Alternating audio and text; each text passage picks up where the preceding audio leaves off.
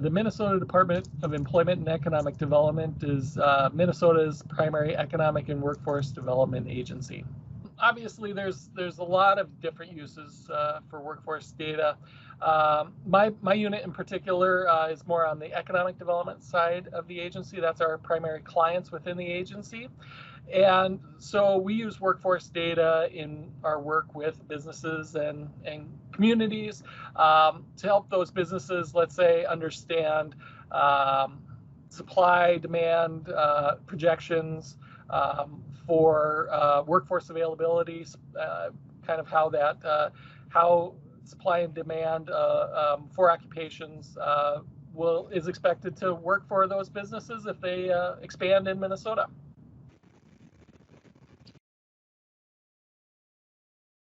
Well, we address a lot of questions just around workforce availability. Not surprisingly, we also address kind of questions around what's that intersection of supply and demand for workforce, and so that's an interesting one because there's not really one data source that is able to really fully answer that supply and demand question other than employment.